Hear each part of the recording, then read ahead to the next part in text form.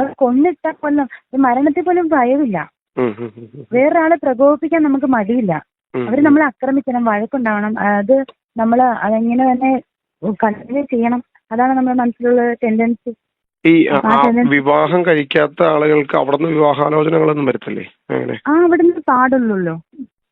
അപ്പോ നിങ്ങൾക്ക് അങ്ങനെ ഒന്നും വന്നില്ലേ ആ സമയത്ത്? ഇഷ്ടംപോലെ വന്നായിരുന്നു. ആരാണ് അങ്ങനെ വിവാഹാലോചനകൾ വെക്കുന്നത്? അവര് തന്നെയാണ് വെക്കുന്നത്? അവിടെ നമ്മുടെ കൂട്ടായ്മയിലുള്ള ചേച്ചിമാര്, കോർഡിനേറ്റർ ഒത്തിരി തവണ ചോദിച്ചിട്ടുണ്ട്. ഞാൻ ചെക്കനുണ്ട് കാണിച്ചും കൊണ്ട് വരട്ടെ ചോദിച്ചിട്ടുണ്ട്. എനിക്ക് ഓൾറെഡി ഒരാളെ ഇഷ്ടമായിരുന്നു. ഞങ്ങളുടെ കല്യാണമൊക്കെ നിശ്ചയിച്ച് വെച്ചേക്കുമായിരുന്നു. എനിക്ക് വാക്ക് മാറ്റാനായിട്ട് പറ്റാത്തതുകൊണ്ട് മാത്രമാണ് ഞാൻ മാരേജ് ചെയ്തത്. എന്റെ വിശ്വാസം അന്ന് വെച്ചാൽ ഞാൻ കർത്താവിനോട് പ്രാർത്ഥിച്ചു, അതായത് വിവാഹം കഴിഞ്ഞ ഭാര്യയും ഭർത്താവും ഒന്നാണല്ലോ. അപ്പൊ ഞാൻ വിവാഹം കഴിക്കുന്നത് എന്റെ ഭർത്താവും ഞാൻ ഒന്നാവും. അപ്പൊ കർത്താവിന്റെ അടുത്ത് ഞാൻ പറയും, അതായത് ഇങ്ങനൊരു വചനം അന്ന് എനിക്ക് കിട്ടിയ വചനം കേട്ടോ.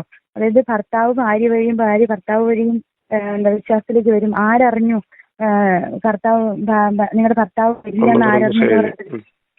അതായിരുന്നു എന്റെ മനസ്സിലുണ്ടായിരുന്നത്. അപ്പൊ ഞാൻ വിശ്വസിച്ചെന്ന് വെച്ചാൽ ഞാൻ കല്യാണം കഴിച്ച കർത്താവ് എന്തായാലും എന്റെ ഭർത്താവിനും കൂടെ ചേർക്കും. അപ്പം ഞാൻ അദ്ദേഹത്തുമായിട്ട് ഒന്നായല്ലോ. പിന്നെ രണ്ടാമത് എനിക്ക് പ്രശ്നം എന്താണെന്ന് വെച്ചാൽ സാറ് മരിച്ചല്ലോ. അപ്പൊ സാറ് മരിച്ചതാണ് എനിക്ക് അതിനകത്തൊരു വലച്ചിൽ വന്നത്. അതുവരെയും ഞാൻ ഒരുപാട് ഫൈറ്റ് ചെയ്തിട്ടുണ്ട്. കല്യാണത്തിന് താലി കെട്ടാൻ സമ്മതിക്കില്ല എന്നുള്ള മനസ്സിലുണ്ടായിരുന്നു. എന്റെ മനസ്സിലുണ്ടായിരുന്ന പന്തലിൽ നിന്ന് ഇറങ്ങി പോരണം എന്നൊക്കെ എനിക്ക് തോന്നിയിരുന്നു. നിലവിളക്കിന് മുമ്പ് നിൽക്കില്ല. എനിക്ക് ഇയാളെ ഇഷ്ടം, എന്നെ കല്യാണം കഴിക്കുന്ന ആളെ എനിക്ക് ഇഷ്ടമാണ്. പക്ഷെ ഞാൻ താലി ഇടില്ല, പിന്നെ പൊട്ടുമിടില്ല, സിന്ദൂരം ഇടില്ല, അവരുടെ കൾച്ചർ ഒന്നും ഫോളോ ചെയ്യില്ല. അപ്പൊ ഞാൻ ആ കല്യാണത്തെ ദിവസങ്ങളിൽ ഒരുപാട് കരയുകയും ഭയങ്കരമായിട്ട് ടെൻഷൻ അടിക്കുകയും ഒക്കെ ചെയ്തിരുന്നു. കാരണം ഞാൻ തെറ്റ് ചെയ്തല്ലോ എന്നുള്ളൊരു ഡിപ്രഷൻ മൈൻഡ് ഒരുപാട് പ്രശ്നങ്ങൾ ഉണ്ടാക്കിയിട്ടുണ്ട് എന്റെ ലൈഫിൽ. എനിക്ക് ഹസ്ബൻഡുമായിട്ടുള്ള പ്രോബ്ലംസ് ഒക്കെ ഉണ്ടായിട്ടുണ്ട്. ഇത് മനസ്സിൽ കിടക്കുന്ന ഇതാണ്, പക്ഷെ എനിക്ക് പുറത്തു പറയാൻ പറ്റത്തില്ലായിരുന്നു. ഈ പൊന്നാറയുടെ ധ്യാനത്തിന് പോയ മിക്കവരും, ഞാൻ പലരുമായിട്ട് ഇതുപോലെ സംസാരിച്ചിട്ടുണ്ട്. ഈ പലരുമായിട്ട് സംസാരിക്കുമ്പോൾ മിക്ക ആളുകളും ഇപ്പോൾ വർഷങ്ങളായിട്ട് 2005 ധ്യാനത്തിന് പോയി, ഒരു 3 വർഷം ധ്യാനത്തിന് പോയ ഒരാളുണ്ട്. ആളിപ്പോ പറയുന്നത് ഈ എംബർ ഇമ്മാനുവൽ എന്താണോ പഠിപ്പിക്കുന്നത്, അതായത് ഇന്ന് ലേറ്റസ്റ്റ് പഠനം എന്താണോ അത് തന്നെ ഇയാൾ പറഞ്ഞുകൊണ്ടിരിക്കുക. അപ്പൊ ഞാൻ ചോദിച്ചു, നിങ്ങളിപ്പോ പോയിട്ടുണ്ടോ? ഇല്ല, ഞാൻ പോയിട്ടില്ല. ഞാൻ കഴിഞ്ഞ കുറെ വർഷമായിട്ട് പോയിട്ടില്ല. 2006 2007 കണ്ട് നിർത്തിയതാ. അതിൽ പിന്നെ ഞാൻ പോയിട്ടില്ല. അപ്പൊ എത്ര വർഷം? 10-18 വർഷമായിട്ടും ആളുടെ പഠനം അത് തന്നെ. അല്ല ബേസിക് അല്ലെന്ന് ഞാൻ പറയുന്നത്. അതിനേക്കാളും ഡീപ്പ് എന്ന് പറയുന്നത് ഇന്നത്തെ ലേറ്റസ്റ്റ് എംബററിന്റെ പഠനം പുള്ളി പറയുന്നു. കാരണം പുള്ളി ഇന്നത്തെ പഠനം പറയുകയാണെങ്കിൽ ഇന്ന് അവിടെ പോകണമല്ലോ. ഞാൻ ഇപ്പൊ സിസ്റ്റർ പറഞ്ഞതെല്ലാം പൊന്നാറ പഠിപ്പിച്ച സാധനങ്ങളാണ് പറയുന്നത്. അപ്പൊ 2014 വരെയുള്ള കാര്യങ്ങള്. പക്ഷെ ഇങ്ങോട്ട് പറയുന്നത് 2008 പോയിരിക്കുന്ന മനുഷ്യൻ പിന്നെ പൊന്നാറ എവിടെയൊക്കെ അപ്ഡേറ്റ് ചെയ്തോ, അല്ലെങ്കിൽ പൊന്നാറയുടെ ശിഷ്യന്മാരെ എവിടെയൊക്കെ അപ്ഡേറ്റ് ചെയ്തോ, ഇതെല്ലാം പുള്ളി അപ്ഡേറ്റ് ചെയ്തുകൊണ്ടിരിക്കുന്നുണ്ട്. അന്ന് ആളിതൊന്നും അറിയുന്നില്ല. അപ്പൊ ഇതെങ്ങനെ ഈ ആത്മാവ് കണക്ട് ആവുന്നതെന്നുള്ളതാണ് എനിക്ക് കണക്ഷൻ ഇട്ട്. അതായത് തിയറി തന്നിട്ടുണ്ടല്ലോ, നമുക്കൊരു മാത്സിന്റെ ഇക്വേഷൻ തന്നാൽ അതിന്റെ കൺക്ലൂഷൻ എന്താന്ന് നമുക്കറിയാലോ. അപ്പൊ ഇപ്പൊ എന്തൊക്കെ സംഭവിക്കാൻ സാധ്യതയുണ്ട് അത് വെച്ചിട്ട്. സ്ഥിരം റെഗുലർലി വചനം വായിക്കുന്ന വ്യക്തിയാണെങ്കിൽ അത് വായിച്ച് അവര് പോകുന്ന അതേ ഇക്വേഷനിലേക്കാണ് ഇവരും പോകുന്നത്. യാതൊരു വ്യത്യാസം. അത് ആത്മാവ് അങ്ങനെ കണക്ട് ചെയ്യുന്നുണ്ട് ശരിക്കും കറക്റ്റ് ആയിട്ട്. അവിടെ ചെല്ലുമ്പോ തന്നെ ആത്മാവുമായിട്ട് കണക്ട് ആയി കഴിഞ്ഞിട്ട് പിന്നെ ആത്മാവ് ഇവൻ പുറത്തു പോയാലും ആ ആത്മാവിൽ തന്നെ പോകുന്നത്. അപ്പൊ നമ്മൾ വിചാരിക്കും ഈ 1,44,000 പേരാണ് നിൽക്കുന്നത്. അങ്ങനെ ആയിരിക്കില്ല. അതിൽ കൂടുതൽ പേര് ഇതിനകത്ത് വഴി തെറ്റുന്നുണ്ട്. അതിനു വേണ്ടിയിട്ടാണ് ഈ ഇക്വേഷൻസ് എല്ലാം അവര് അങ്ങനെ തന്നെ കീപ്പ് ചെയ്യുന്നത്. അപ്പൊ അതുകൊണ്ട് അതിൽ നിന്നാണ് നമുക്ക് പുറത്ത് ചാടേണ്ടത്. ഒരു പരിധി വരെ അതിൽ നിന്ന് പുറത്ത് ചാടിയോ എന്തെങ്കിലും കാര്യത്തില്? സാറേ, പൊന്നാറ സാറ് മരിച്ചു. പിന്നെ എനിക്ക് ഒരുപാട് പ്രോബ്ലംസ് ഉണ്ടായപ്പോ ഞാന് കണക്റ്റഡ് ആയത് മൊത്തവും ഇമ്മാനുവലുമായിട്ടല്ല, യേശുവായിട്ടാണ്. അതായത് ദൈവം നമ്മോട് കൂടെ എന്നുള്ള ഒറ്റ വാക്കാണത്. അതെ, എനിക്ക് ഡൈജസ്റ്റഡ് ആവാത്ത ഒരു കൊട്ടേഷൻ സാറ് പറഞ്ഞിട്ടുണ്ടായിരുന്നു, പൊന്നാറ സാറ്. അതായത് യേശു ക്രിസ്തു എന്ന് പറഞ്ഞാല് ഒരിക്കൽ തറയ്ക്കപ്പെട്ടവനാണ്, അവനിൽ രക്ഷയില്ല എന്നൊരു വാക്ക് പറഞ്ഞായിരുന്നു. അതെന്റെ മനസ്സിൽ ഭയങ്കര ഒരു ഭാരമായിട്ട് കിടപ്പുണ്ടായിരുന്നു. അപ്പൊ എനിക്ക് അത് അക്സെപ്റ്റ് ചെയ്യാൻ പറ്റാതെ എന്റെ മനസ്സിൽ നിന്ന് പോയത്. അതായത് ഇപ്പൊ രണ്ടാമതൊരാൾ വന്നിട്ടുണ്ടെന്നുള്ളത് ഞാൻ വിശ്വസിക്കുന്നില്ല. നമ്മുടെ ഇടയിലുണ്ട്, ആ ഒരു അന്വേഷണം അന്നുണ്ടായിരുന്നു. പക്ഷെ കുരിശിൽ മരിച്ച കർത്താവ്. പിന്നെ ഒരിക്കലും ആ കർത്താവിന് ജനിക്കേണ്ടതോ അല്ലെ നമ്മളെ തേടി വരേണ്ടതോ ആയിട്ടുള്ള ആവശ്യം. വെളിപ്പാട് പുസ്തകത്തിലൊരു വചനമുണ്ടല്ലോ, ഞാൻ മരിച്ചവനാണ് എന്നാൽ ഞാൻ ജീവിക്കുന്നു. അതെ, അവിടം വരെ ഞാൻ വിശ്വസിക്കുന്നുള്ളൂ. ഒരിടയ്ക്ക് എനിക്കിത് ഭയങ്കര ഇത് ഇടയ്ക്ക് ഉണ്ടെന്നുള്ള വന്നെന്നുള്ളേ. പക്ഷെ പിന്നീട് ഒത്തിരി വചനങ്ങൾ പുള്ളി എതിരാണ് പറയുന്നത്. അതായത് ആ ശരീരത്തിൽ മരിച്ച ആത്മാവിൽ പാതാളങ്ങളിൽ ഇറങ്ങി സുവിശേഷം പ്രസംഗിച്ചാണ് ക്രിസ്തുവിനെ കുറിച്ച് പറഞ്ഞത്. അപ്പൊ ക്രിസ്തു ശരീരത്തിൽ മരിച്ചു എന്ന് മാത്രമേ ഉള്ളൂ. ബാക്കിയെല്ലാം നമ്മൾ ഒരുപാട് കാര്യങ്ങൾ പുള്ളി ഈ പറയുന്ന മുഴുവൻ ബ്ലണ്ടേഴ്സ് ആണ് ഈ പറഞ്ഞു വെച്ചിരിക്കുന്നത്. പക്ഷെ നമ്മൾ ഇമോഷണലി ഭയങ്കരമായിട്ട്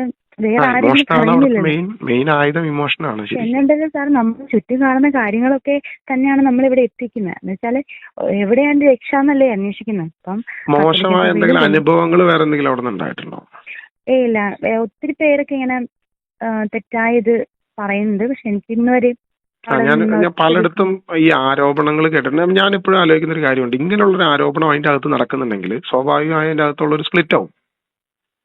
അപ്പൊ അവർ നിൽക്കത്തില്ല. അപ്പൊ അങ്ങനെയാണെങ്കിൽ ഈ ആരോപണം ശരിയല്ല എന്നുള്ളത് എനിക്ക് പലപ്പോഴും തോന്നിയിട്ടുള്ള ഒരു കാര്യമാണ്. കാരണം ഇങ്ങനൊരു സാധനം ഓക്കെ, ഇപ്പൊ വിവാഹാലോചനകൾ നടക്കുന്നുണ്ട്, വിവാഹം ഇനി ഇതും കൂടി നടക്കുന്നുണ്ട്. അതായത് ഇപ്പൊ ഒരാള് വിവാഹം കഴിച്ച ഒരാൾ അവിടെ വന്നു, ഭാര്യ മാത്രമേ ഈ കാര്യം വിശ്വസിച്ചു, അത് കണ്ടിന്യൂസ്ലി ഇത് വരുന്നു. അപ്പൊ അവരെന്ത് പറയും? ഡൈവേഴ്സ് ചെയ്യാൻ പറയുമോ? അതല്ല, അത് നമ്മൾ തന്നെ ചെയ്യുന്നത്. അവരൊന്നും പറയുന്നില്ല. ഇപ്പൊ ഞാൻ പറയട്ടെ, എന്റെ ഹസ്ബൻഡ് വിജാതീയനോ അല്ലെങ്കിൽ വിശ്വസിക്കാത്ത ആളാണ്, ദൈവമകനല്ലല്ലോ. അല്ലാത്ത ഒരാളുമായിട്ട് നമ്മൾ കണക്ട് ആവില്ല. നമ്മുടെ വിശ്വാസം ഉള്ള ഒരാളുമായിട്ടേ ഉള്ളൂ. അപ്പം ഇയാളുമായിട്ട് നമ്മൾ എന്തെങ്കിലുമൊക്കെ പ്രശ്നങ്ങൾ ഉണ്ടാക്കിക്കൊണ്ടിരിക്കും. ശാരീരികമായി ബന്ധത്തിൽ ഏർപ്പെടുകയും ഒരു കുഞ്ഞു വരികയും ചെയ്തു കഴിഞ്ഞപ്പോ എന്ത് സംഭവിക്കും? ഇങ്ങനെയുള്ള അവിശ്വാസിയുമായിട്ട് അവിശ്വാസിയായിട്ട് ഇത് അറിയുന്നതിന് മുമ്പാണ് ഇങ്ങനെ സംഭവിക്കുന്നെങ്കിൽ ഒന്നും പറ്റിയല്ല. അറിഞ്ഞ ശേഷമാണെങ്കിൽ കുഞ്ഞിനെ നമ്മൾ വിശ്വാസത്തിലേക്ക് എത്തിക്കാൻ ശ്രമിക്കണം. കുഞ്ഞെത്തിയില്ല എന്നുണ്ടെങ്കിൽ കുഞ്ഞിനെ തന്നെ ഉപേക്ഷിക്കണം. അതങ്ങനെ പഠിപ്പിക്കുന്നുണ്ടോ? അതെയോ നമുക്ക് തോന്നുന്നതാണോ? അങ്ങനെ നമ്മൾ അത് ചെയ്യുന്നതാണ്, അവര് പഠിപ്പിക്കുന്നതല്ല. നിങ്ങൾ ഭാര്യയെ ഉപേക്ഷിക്കുന്നോ ഭർത്താവിനെ ഉപേക്ഷിക്കുന്നോ പറയല്ല. ഇതാണ് സംഭവം. അപ്പൊ നമ്മൾ ബാക്കി ചെയ്യും. അതായത് അതിന്റെ ഇൻഗ്രീഡിയൻസ് എല്ലാം ഇട്ട് തരും, സ്വാഭാവികമായിട്ടും അതിന്റെ ഇത് കംപ്ലീറ്റ് ആവും. അതെ, നമ്മൾ ചെയ്യുന്ന കാര്യങ്ങളൊക്കെ നമ്മളെ പ്രോത്സാഹിപ്പിച്ചോണ്ടിരിക്കും. അതായത് പല കാര്യങ്ങളും ഓപ്പൺ ആയിട്ട് പറയുന്നില്ല. ഈ കൂടെയുള്ള ചേച്ചിമാർ ഇതിനെ കുറിച്ച് പറയോ? മോളെ അങ്ങനെയാണ് അങ്ങനെയുള്ള സംഭവങ്ങളുണ്ടോ? ഇല്ല, എല്ലാരും സെയിം ആണ്. എല്ലാവരും ജ്ഞാനം അന്വേഷിച്ച് ജ്ഞാനം കിട്ടിക്കൊണ്ടിരിക്കുന്ന ആൾക്കാരാ. അല്ല, അവിടെ ഈ ഇപ്പൊ ശുശ്രൂഷകരായിട്ട് നിൽക്കുന്നവരൊക്കെ ഉണ്ടല്ലോ, ഇവര് തമ്മിൽ പരസ്പരം അങ്ങോട്ടും ഇങ്ങോട്ടും പറയുമ്പോൾ അവർക്ക് ഈ ഇപ്പൊ ഞാൻ പറയാം, പ്രകാശത്തിന്റെ ജ്ഞാനത്തിലാണ് ക്ലാസ്സിലാണ് നമുക്ക് പ്രകാശം എന്താണ്, വചനം എന്താണെന്ന് അറിയുന്നത്. അപ്പഴത്തേക്ക് നീ ഏതുവരെ സദ്വാർത്ത കഴിഞ്ഞുള്ളോ? ഓക്കെ, ചെവിയുള്ള കേൾക്കട്ടെ. എന്തെങ്കിലും ഒന്ന് അവരുടെ കയ്യിൽ നിന്ന് വീണ അവർക്ക് പറയാൻ അവകാശമില്ല. ഈ സദ്വാർത്തയുടെ അല്ലെ പ്രകാശത്തിന്റെ ക്ലാസ് എടുക്കുന്ന ആൾക്ക് മാത്രമേ ഇതെല്ലാം വെളിപ്പെടുത്താൻ അവകാശമുള്ളൂ. അപ്പൊ നിങ്ങൾ പരസ്പരം സംസാരിക്കില്ലേ ഈ കാര്യങ്ങളൊന്നും? ഇല്ല, സംസാരിച്ചാലും അവര് പറയില്ല. എന്നോട് പറഞ്ഞിട്ടുണ്ട്, ജ്ഞാനത്തിന്റെ ക്ലാസ്സിൽ പറയും, ജ്ഞാനത്തിന്റെ കാര്യം നിങ്ങൾ മാത്രം, അടുത്ത മക്കൾ വരട്ടെ, അപ്പൊ അവരോട് ഈ സ്വരമാണ് സംസാരിക്കേണ്ടതേ. എല്ലാവരും ഓരോ ക്ലാസ്, ഇപ്പൊ 1-ാം ക്ലാസ്സിലെ ക്ലാസ് 2-ാം ക്ലാസ്സിലെ ക്ലാസ് 1-ാം ക്ലാസ്സുകാർക്ക് അറിയത്തില്ലല്ലോ എന്ന് പറഞ്ഞ പോലത്തെയാണ്. ക്ലാസ് ആണ്. ജ്ഞാനം എത്തിക്കഴിഞ്ഞാൽ മാത്രമേ അവിടെ ശുശ്രൂഷ ചെയ്യാൻ പറ്റുള്ളൂ. ശുശ്രൂഷ ഉദ്ദേശിക്കുന്നത് അവിടുത്തെ ഹെൽപ്പുകൾ അല്ലേ? ആ ഹെൽപ്പുകൾ എന്ന് പറഞ്ഞാൽ അവിടെ സ്ഥിരം താമസിക്കുക, അല്ലെങ്കിൽ എന്തെങ്കിലും ഹെൽപ്പുകൾ ചെയ്യുക, ആ കൂടാരത്തിനകത്ത് കയറുക, അങ്ങനെയുള്ള കാര്യങ്ങളൊക്കെ. ബാത്റൂം കഴുകുക, മുറ്റടിക്കുക, സെക്യൂരിറ്റി നിൽക്കുക, ഇതൊക്കെയല്ലേ ശുശ്രൂഷ ഉദ്ദേശിക്കുന്നുള്ളൂ. അതെ, അതല്ലാതെ പ്രീച്ചിങ്ങോ അല്ലെങ്കിൽ മറ്റു കാര്യങ്ങളോ ഒന്നും നമ്മൾ. ഇപ്പം നമുക്ക് ഓഫീസിനുള്ളിൽ ചെന്നാൽ ടൈപ്പിംഗ് അറിയാമെങ്കിൽ ടൈപ്പ് ചെയ്യാം, സാറിന് കൊട്ടേഷൻസ് ഒക്കെ ടൈപ്പ് ചെയ്യാൻ കൂടാം, അല്ലെങ്കിൽ സാറിന്റെ അടുത്ത് പോവാം, സാറിനെ കാണാൻ പോവാം, അങ്ങനെയൊക്കെ. അവിടെ സ്ഥിരം താമസിച്ചിട്ടുണ്ടോ കുറെ കാലം? ഞാന് ധ്യാനത്തിന്റെ ടൈമിൽ മാത്രമേ താമസിച്ചിട്ടുള്ളൂ. ഒരു 5-6 ദിവസം ഉണ്ടാവും ധ്യാനം. അപ്പം സാറിനെ കണ്ട്, സാറ് ആദ്യം എന്നെ കണ്ടു കഴിഞ്ഞപ്പോ ധ്യാനം കൂടുന്നതിന്റെ ഇടയ്ക്ക് നിന്ന് എന്നെ വിളിച്ച് ഉദാഹരണങ്ങളൊക്കെ എന്നെ വെച്ചിട്ടായിരുന്നു പറഞ്ഞത്. അപ്പൊ ഞാന് സാറ് കൂടുതൽ ലിറ്റി എന്ന് പറഞ്ഞ ചേച്ചി തന്നെ, സാറിന്റെ ഒരു ശുശ്രൂഷകയായിരുന്നു, കൂടുതലുള്ള ചേച്ചിയായിരുന്നു. സാറിന് നിന്നെ ഒന്ന് കാണണമെന്ന് പറഞ്ഞു. ഞാൻ ചെന്നപ്പോഴത്തേക്ക് സാർ എന്റെ നെറ്റിയിൽ ഉമ്മ വെച്ചിട്ട് പറഞ്ഞു, നീ എന്റെ അപ്പന്റെ മോളാണ്, എനിക്ക് നിന്നെ നന്നായിട്ട് മനസ്സിലാവുന്നുണ്ടെന്ന് പറഞ്ഞു നെറ്റിയിലൊരു ഉമ്മ തന്നു.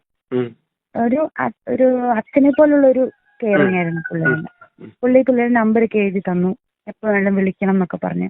ആ കാലത്ത് നിഷ എന്ന് പറഞ്ഞ ഒരാളെ കണ്ടില്ലേ അവിടെ? നിഷ ചേച്ചി. അവിടുത്തെ ഒരു ശുശ്രൂഷയായിരുന്നു. ആ ചേച്ചിനെയൊക്കെ കണ്ടപ്പോ അപവാദങ്ങളൊക്കെ ഉണ്ടല്ലോ ഈ പൊന്നാറ സാറ് അങ്ങനെ എനിക്കിപ്പോ ഇവിടുന്ന് പോയ അതായത് ഇവിടെ പാരഡൈസ് എന്ന് പറഞ്ഞൊരു ഹോട്ടൽ നടത്തിയിരുന്ന ചേച്ചി, ഷൈനി എന്ന് പറഞ്ഞ ചേച്ചി ഫാമിലി ആയിട്ട് അവിടെയായിരുന്നു. അതായത് സിയോണിൽ പോയിട്ട് സ്ഥലം വാങ്ങി അവിടെ താമസിക്കായിരുന്നു. അപ്പം എന്റെ കൂടത്തിൽ കൂട്ടായ്മയിലുണ്ടായിരുന്ന ചേച്ചിയാണ്. അപ്പൊ ആ ചേച്ചിയാണ് നിഷ ചേച്ചിയെ കുറിച്ച് എന്നോട് പറഞ്ഞത്. ഞാൻ കണ്ടിട്ടുണ്ടെന്നല്ലാതെ വേറൊന്നും എനിക്ക് അറിയത്തില്ലായിരുന്നു. ആ ചേച്ചി എന്നോട് പറഞ്ഞത് സാറുമായിട്ട് ഒന്നിച്ച് അവര് താമസിച്ചത് ഇപ്പൊ ഉണ്ടായ കുട്ടി നിഷ ചേച്ചിയുടെ കുട്ടിയാണ്, സാറിന്റെ കുട്ടിയാണ്. അതായത് ദാവീദ് ജനിക്കുമല്ലോ, ദാവീദ് അല്ലെങ്കിൽ ആദം അവസാനത്തെ മനുഷ്യൻ ജനിക്കുമല്ലോ. അപ്പം ദാവീദിനെ ജനിപ്പിക്കാൻ ശ്രമിച്ചതാണ്, ദാവീദിനി ആയി പോയി എന്ന് സാർ ഒരിക്കൽ പറഞ്ഞു. ക്ലാസ്സിൽ പറഞ്ഞു, എനിക്കതൊന്നും മനസ്സിലായില്ലായിരുന്നു. സാറ് ചേച്ചി പറഞ്ഞു, ഷൈനി ചേച്ചി പറഞ്ഞു, ഒരിക്കൽ സാറ് ദാവീദിനി ആയി പോയി എന്ന് പറഞ്ഞില്ലേ, ആ ദാവീദിനെയാണ് ഇപ്പോഴത്തെ മാതാവെന്നാണ് എൻ്റെ അടുത്ത് പറഞ്ഞത്. അത് നിഷ ചേച്ചിയുടെ സാറിന്റെയും കുട്ടിയാണത്.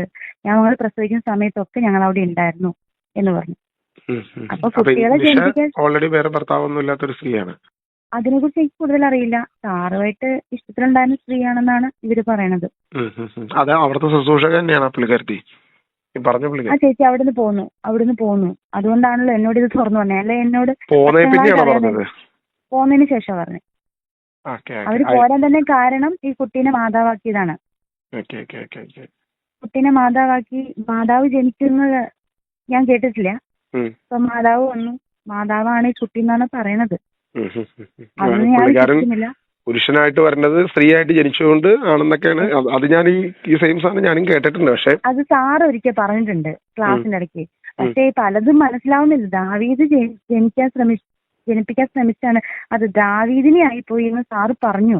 ഇതിന്റെ അർത്ഥം എനിക്ക് അത് എന്റെ മനസ്സിൽ കിടപ്പുണ്ട്. അത് കേട്ടിട്ടുണ്ട്. അത് ഓരോ വാക്കും നമ്മൾ എഴുതി വെക്കുകയും മനസ്സിൽ തന്നെ ഉണ്ട്. സാറ് പറഞ്ഞ എല്ലാ കാര്യവും എന്റെ മനസ്സിൽ കിടപ്പുണ്ട്. പറഞ്ഞത് ഇതാണെന്നാണ് ചേച്ചി വ്യാഖ്യാനിച്ചത്. മറ്റേ ചേച്ചി ആ ചേച്ചി വ്യാഖ്യാനിച്ചതാണ്. എനിക്കന്ന് മനസ്സിലായില്ലായിരുന്നു. അതെന്താ അങ്ങനെ ഒരാളോട് നമ്മൾ ഡൗട്ട് ചോദിച്ചാൽ അവര് പറയും ചെവിയുള്ള കണ്ടിട്ടുണ്ട് ചേച്ചി അവിടെ ഉണ്ട്. സാറിന് പകരം ചേച്ചിയാണ്.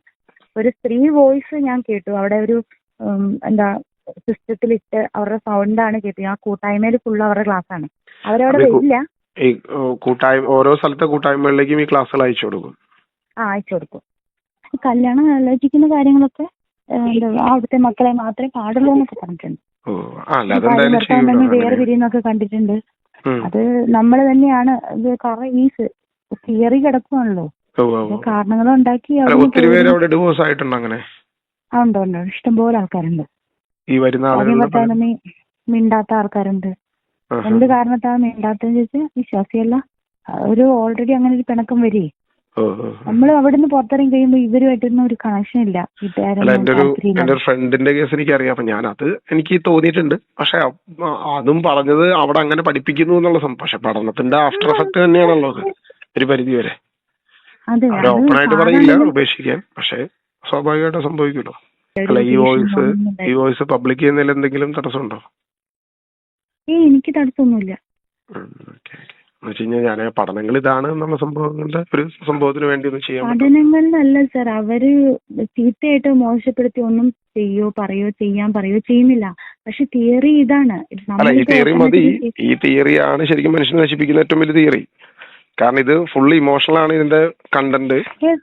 ആ ഇമോഷൻ വെച്ചിട്ട് ഒരാളെ ഡിപ്രഷനിലേക്ക് തുടങ്ങി അങ്ങേയറ്റം വരെ. പിന്നെ ഇതിനകത്ത് വരുന്ന ഏറ്റവും വലിയൊരു പ്രശ്നം എന്ന് വെച്ച് കഴിഞ്ഞാൽ ലോകത്തോട് പൂർണ്ണമായിട്ടുള്ള വിരക്തിയാണ് വരുന്നത്. അതായത് പുറത്തിറങ്ങാൻ പറ്റാത്ത രീതിയിലേക്കുള്ള ഒരു സംഭവത്തിനാണ് അവിടെയുള്ള കുട്ടികള്, പെൺകുട്ടികളാണെങ്കിൽ അവര് പഠിത്തം ഉപേക്ഷിക്കും. അവർക്ക് പിന്നെ പഠിക്കേണ്ട താല്പര്യം തോന്നത്തില്ല. അവര് ഫുൾ ശുശ്രൂഷ ഇങ്ങോട്ട് കൊടുക്കാനേ താല്പര്യപ്പെടുത്തുള്ളൂ. അപ്പൊ ജോലി കാര്യങ്ങളൊക്കെ വേണ്ടേ? ഇപ്പൊ ജോലി ഉള്ളവർ ചെയ്യും, പിന്നെ അവിടുത്തെ ശുശ്രൂഷകരായിട്ട് തുടരും. അപ്പൊ ഫിനാൻസ് കാര്യങ്ങൾ എങ്ങനെ നടക്കും അവിടുത്തെ കാര്യങ്ങള്? അല്ലെങ്കിൽ അവിടെ താമസിക്കുന്നവരുടെ അത് കൂടുതൽ ഡെഡിക്കേഷന്റെ കാര്യം ഞാൻ പറഞ്ഞത്. അല്ല, ഞാൻ പറയുന്നത് അവിടെ താമസിക്കുന്നവർക്കൊക്കെ എങ്ങനെയാണ് അതിന്റെ കാര്യങ്ങൾ നടക്കുക? അപ്പൊ താമസിക്കുന്നവരുടെ ഫണ്ട്, ഫുഡ് കാര്യങ്ങളൊക്കെ കൂടാരത്തിരുന്നാളിനൊരു, അതായത് നമ്മുടെ സമ്പാദ്യം വിധവയുടെ കാണിച്ച പോലെ സമർപ്പിക്കണം എന്ന് പറഞ്ഞിട്ടുണ്ട്. അപ്പൊ എന്റെ കയ്യിൽ ഒരു കൂടാരത്തിരുന്നാളിന് വേണ്ടി ഒരു ബോക്സ്, കൂടാരത്തിരുന്നാളിന് വേണ്ടി ഓരോ കുട്ടികളും ചില്ലറ പൈസ വരെ ഇട്ട് വെക്കണം എന്ന് പറയാറുണ്ട്. ഈ ഒരു തുക കൂടാരത്തിരുന്നാളിന്റെ അന്ന് ഇവിടെ സംഭാവനയായിട്ട്, അതായത് നമ്മുടെ നിക്ഷേപമായിട്ട് കിട്ടും. ഓരോരുത്തർക്കും ഓരോ ബോക്സ് തരും. ബോക്സ് തരുമല്ല, നമ്മൾ സ്വയം ഇട്ട് വെക്കും. ബോക്സുകൾ പൊട്ടിച്ച് മുഴുവൻ തുക അവിടെ കൊണ്ടുവന്ന് മുഴുവൻ എണ്ണ പോലും ചെയ്യാതെ ഞങ്ങളൊക്കെ കൊണ്ടിട്ടിട്ടുണ്ട്.